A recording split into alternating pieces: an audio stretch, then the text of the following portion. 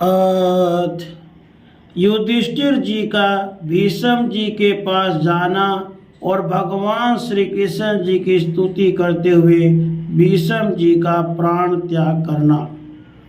सूत जी कहते हैं, इस प्रकार राजा युधिष्ठिर प्रजाद्रोह से भयभीत हो गए। फिर सब धर्मों का ज्ञान प्राप्त करने की इच्छा से उन्होंने कुरुक्षेत्र की यात्रा की, जहां भीष्म पितामह सरसैया पर पड़े हुए थे।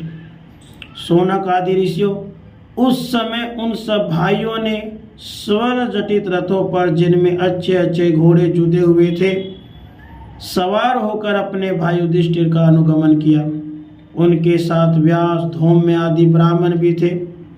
अर्जुन के साथ भगवान श्री कृष्ण जी भी रथ पर चढ़कर चले। उन सब भाइयों के साथ महाराज युधिष्ठिर की ऐसी शोभा हुई मानो यक्षों से घिरे हुए स्वयं कुबेर ही जा रहे हों।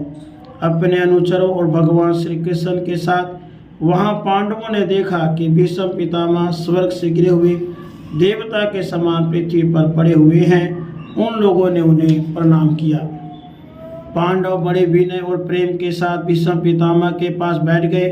उन्हें देखकर भीष्म पितामह की आंखें प्रेम के आंसुओं से भर आई।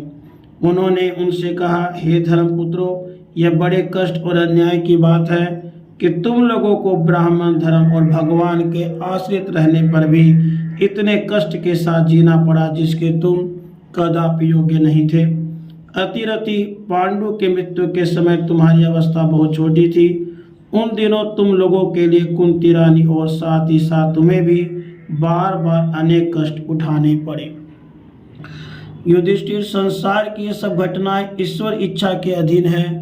उसी का अनुकरण करके तुम इस अनाथ प्रजा का पालन करो, क्योंकि अब तुम ही इसके स्वामी हो और इसे पालन करने में समर्थ हो। ये श्री कृष्ण साक्षात भगवान हैं। ये सबके आदि कारण और परम पुरुष नारायण हैं।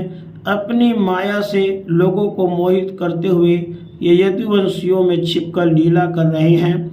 इनका प्रभाव अत्यंत गूढ़ एवं रहस्यमय है। युधिष्ठिर उसे भगवान शंकर, देवर्षि नारद और स्वयं भगवान कपिल ही जानते हैं, जिन्हें तुम अपना मेरा भाई, प्रिय मित्र और सबसे बड़ा हितु मानते हो, तथा जिन्हें तुमने प्रेमवश अपना मंत्री, दूत और सारथी तक बनाने में संकोच नहीं किया। वे स्वयं परमात्मा हैं। सूत जी कहते हैं, तब पांडवों ने भीष्म पितामह से बहुत से ऋषियों के सामने ही नाना प्रकार के धर्मों के संबंध में अनेकों रहस्य पूछे। तब तद्वेता भीष्म पितामह ने वर्ण और आश्रम के अनुसार पुरुष के स्वाभाविक धर्म, वैराग्य, राग के काम विभिन्न रूप से बतलाते हुए निवृत्ति और परवर्ती रूप द्विविध धर्म, दान धर्म, राज धर्म, मोक्ष धर्म, स्त्री धर्म और भगवत धर्म, इन सब का अलग अलग संक्षेप और विस्तार से वर्णन किया। शौनक आदि ऋषियों, इनके साथ ही धर्म, अर्थ और काम और मोक्ष, इन चारों पुरुषार्थों का और इनके प्राप्ति के साधनों का अनेकों उपाख्यान और इतिहास सुनाते हुए विभाग से वर्णन किया। भीष्म पितामह इस प्रकार धर्म का प्रवचन कर ही रहे थे कि वह उत्तरायण का समय आ पहुंचा, जिसे मृत्यु को अपने अधीन रखने वाले भगवत परायण योगी जन चाहा करते हैं। उस समय हजारों रथियों के नेता भीष्म पितामह ने वाणी का संयम करके मन को सब ओर से हटाकर अपने सामने स्थित आदि पुरुष भगवान श्री कृष्ण जी में लगा दिया। भगवान श्री कृष्ण के सुंदर चतुर्भुज विग्रह पर उस समय पीताम्बर फहरा रहा था। भीष्म जी की आंखें उसी पर एकटक लग गई। उनको शस्त्रों की चोट से जो पीड़ा हो रही थी, वह भी भगवान के दर्शन मात्र से तुरंत दूर हो गई। भगवान की विशुद्ध धारणा से उनके जो कुछ अशुभ शेष थे, वे भी नष्ट हो गए। अब शरीर छोड़ने के समय उन्होंने अपनी समस्त इंद्रियों के वृत्ति विलास को रोक दिया और बड़े प्रेम से भगवान की स्तुति की।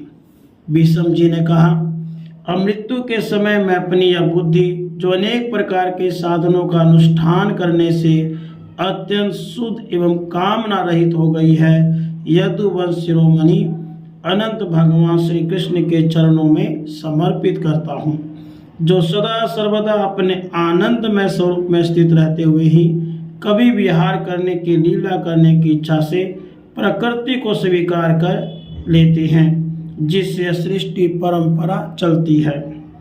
जिनका शरीर त्रिभुवन सुंदर एवं श्याम तमाल के समान सांवला है, जिस पर सूर्य रश्मियों के समान श्रेष्ठ पीतांबर लहराता रहता है और कमल समान मुख पर घुंघरालू अलके लटकती रहती हैं, उन अर्जुन सखा श्री कृष्ण में मेरी निष्कपट प्रीति हो। जैसे एक ही सूर्य अनेकों आंखों से अनेक रूपों में दिखते हैं, वैसे अजन्मा भगवान श्री कृष्ण अपने ही द्वारा रचित अनेक शरीरधारियों के हृदय में अनेक रूप से जान पड़ते हैं। वास्तव में वे एक और सबके हृदय में विराजमान हैं ही। उन्हीं इन भगवान श्री कृष्ण को मैं भेद भ्रम से रहित होकर प्राप्त हो गया हूँ। सूत जी कहते हैं, इस प्रकार भीष्म पितामह ने वन और वाणी और दृष्टि की वृत्तियों से आत्म स्वरूप भगवान श्री कृष्ण में अपने आप को लीन कर दिया। उनके प्राण वहीं विलीन हो गए और वे शांत हो गए। उन्हें अनंत ब्रह्म में लीन जानकर सब लोग जैसे ही चुप हो गए, जैसे दिन के बीत जाने पर पक्षियों का कलरव शांत हो जाता है। उस समय देवता और मनुष्य नगारे बजाने लगे, साधु स्वभाव के राजा उनकी प्रशंसा करने लगे और आकाश से पुष्पों की वर्षा होने लगी। शौनक जी, युधिष्ठिर ने उनके मृत शरीर की अंत्येष्टि क्रिया कराई और कुछ समय के लिए वे शोक मग्न हो गए। उस समय मुनियों ने बड़े आनंद से भगवान श्री कृष्ण की उनके रहस्य नाम की स्तुति की। इसके बाद अपने हृदयों को श्री कृष्ण में बनाकर वे अपने अपने आश्रमों को लौट गए। उसके बाद भगवान श्री कृष्ण के साथ युधिष्ठिर हस्तिनापुर चले आए। उन्होंने वहां अपने चाचा धृतराष्ट्र और तपस्विनी गांधारी को ढांढस बंधाया। फिर धृतराष्ट्र की आज्ञा और भगवान श्री कृष्ण की अनुमति से राजा युधिष्ठिर अपने वंश परंपरा साम्राज्य का धर्मपूर्वक शासन करने लगे। राधे कृष्ण।